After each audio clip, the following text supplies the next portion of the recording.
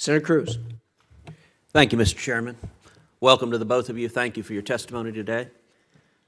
China is, in my judgment, the greatest long-term geopolitical rival to the United States.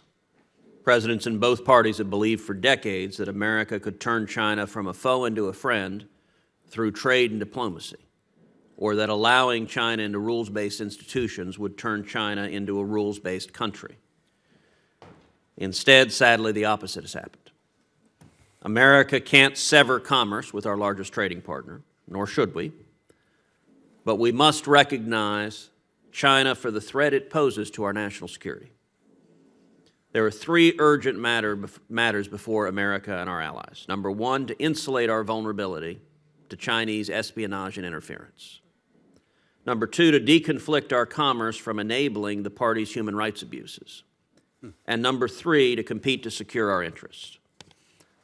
Let me focus principally on the first. Many of us are increasingly concerned that China is gaining access to American secrets by using non-traditional all-of-government or even all-of-nation approaches to espionage against us and our allies. Huawei is a Communist Party-controlled surveillance agency veiled as a telecommunications company. It has maneuvered itself into a dominant position providing infrastructure across the globe, including to partners within the Five Eyes intelligence network of Great Britain, Canada, Australia, New Zealand. Can you assess the risks presented by Huawei's commercial participation in the 5G build-out within these countries? So at the very least, now I don't have the ability to independently assess the degree to which Huawei is controlled by the party and whether or not there's backdoors that could lead to vulnerabilities in civilian or critical infrastructure as well as impacts on military infrastructure. But what I can say is, at the very least, a Chinese company like Huawei has to do what the Communist Party asks them to do.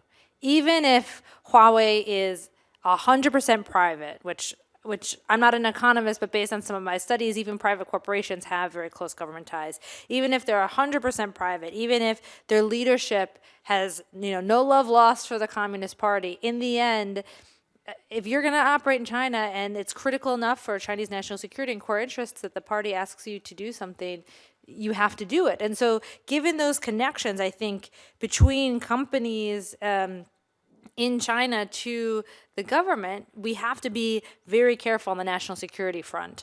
However, I think we have to be careful also not to, this is not for Huawei, but other examples, use national security issues for protectionist goals, because that really undermines the areas in which national security is really threatened.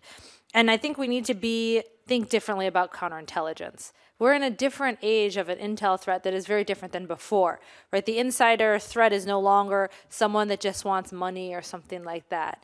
We have China, who is very proactive at getting information through cyber means, but also just mass. They're not very good at it, but they have so much effort at it. So there really does have to be a broader effort in the counterintelligence sphere, to your first point.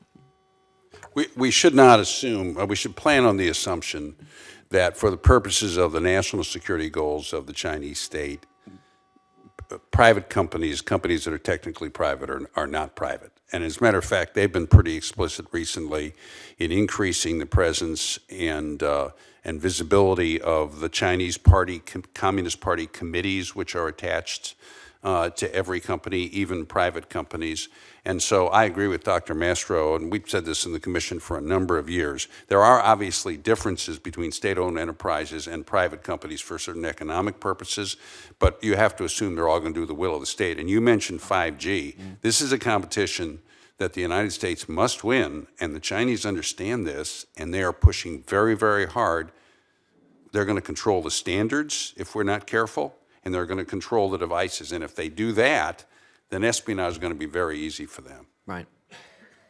Last year, I authored and passed an amendment in the National Defense Authorization Act to prohibit DoD from funding Confucius Institutes, which are one of the tools the Chinese use to penetrate American higher education. I've also introduced the Stop Higher Education Espionage and Theft Act to require the FBI to designate foreign actors conducting espionage in our colleges and universities. In your judgment, what further steps can Congress take to insulate our universities and research institutions from Chinese espionage?